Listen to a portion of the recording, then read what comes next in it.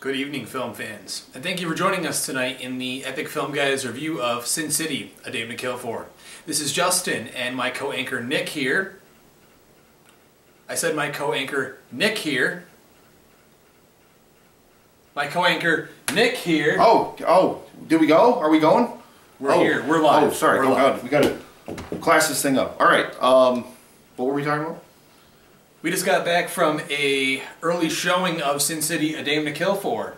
That's right. We did. Yes. Yes. We did. And we're here to talk about our thoughts on that film. Oh, okay. Thank you for joining us as well. Oh, tonight. I was entranced. As we all were tonight. I think there's no better launching off point than to just.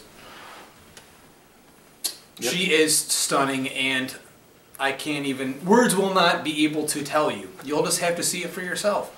Dennis Haysbert, in between plug-in deductibles and collision coverage, manages to tell us that she makes men a slave. And as a member of the audience, as a man in the audience, you really feel like that. I mean, she's a villain in the film, but she entrances you like the whole time. You're just fixated on her, and she is just incredible. More so than I can speak for any other female lead or female character of any other kind of movie in a long time for me. Yeah, she absolutely owns the role. She just drips seduction. It's crazy how mesmerizing she is in the film. But I think that you were saying leads to some other detractions, maybe. I think the fact that she is such a great lead in the film for what she's trying to accomplish as a villain character, it kind of makes everything else not as good.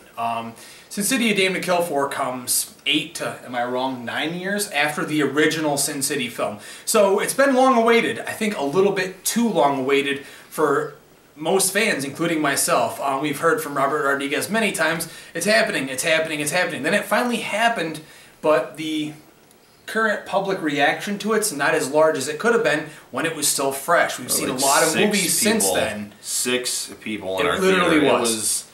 I mean, for a film like this, I mean, the first one was really well received. It's brilliant. You know, it had a lot of, it had a really good fan base and everything like that. I perfectly agree with that. It's just too long of a delay. But aside from that, I found the film very enjoyable. I like all the new leads we have in the film. We have Josh Brolin, we have Joseph Gordon-Levitt, Jessica Alba is back here. A little underused, but she still looks great. Just as good, if not better, from the first film.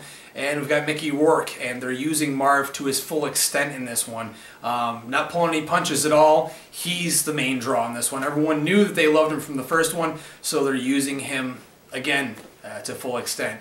I looked at this as an addition. I never thought that I wanted a second film to be better than the first for this kind of a movie. It's like a comic book. It's a graphic novel adaptation directly, and they want it to look like it, feel like it, sound like it, bleed it. So I only looked at this as an addition to the first film, as a segment, almost like an episode in a series, and I got mostly what I wanted. What did you think, Nick? I love the characters in this film. Every character in this film really wears their character very, very, very well.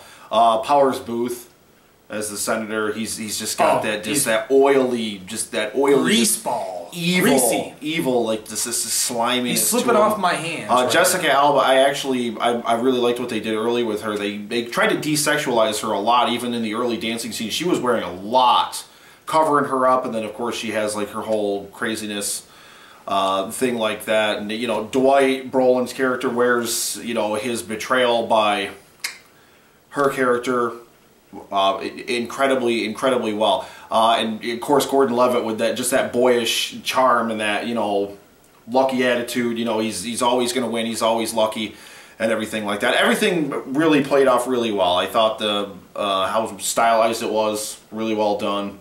The 3D on the other hand, again, it didn't do anything for the film, just like it doesn't do anything for any film. Even though Rodriguez did shoot the film in 3D, but as we know, you guys know if you watch us, or if you're new, we don't like 3D. We haven't seen anything since, yes, Avatar. At least me, that has not touched me in that realm. It actually hurt my eyes, gave me a headache.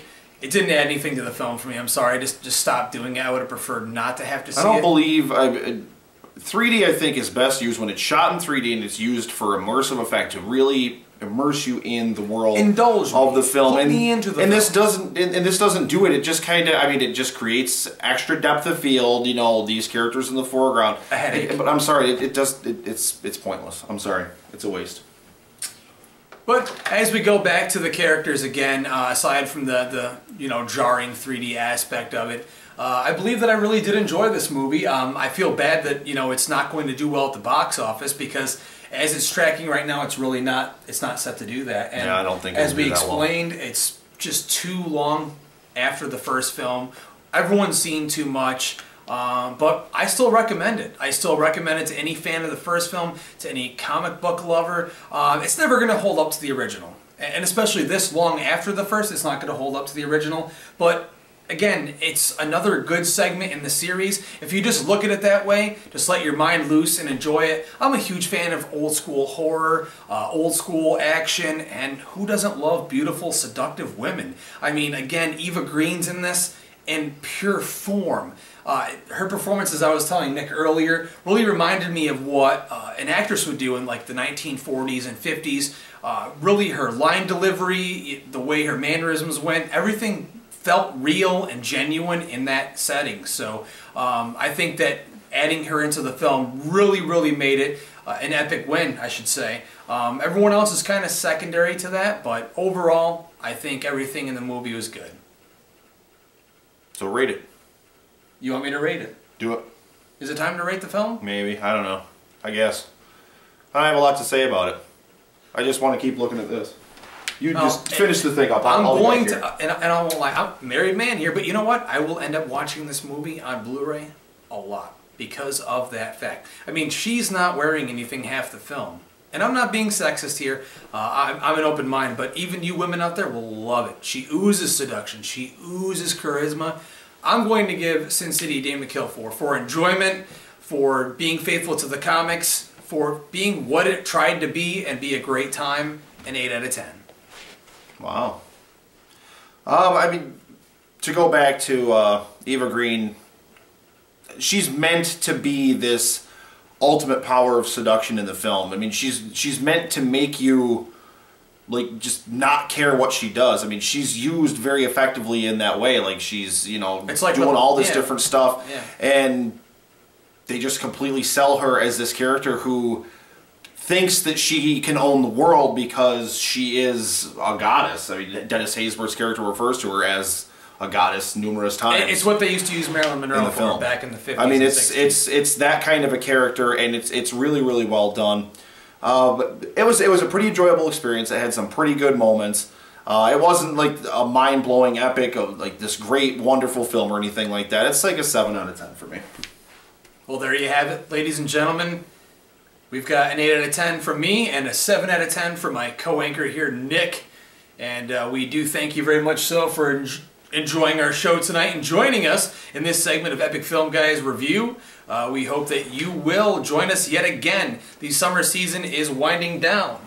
We'd like to remind you, however, that we will stay in the game and we will be reviewing films ongoing until Oscar season and through.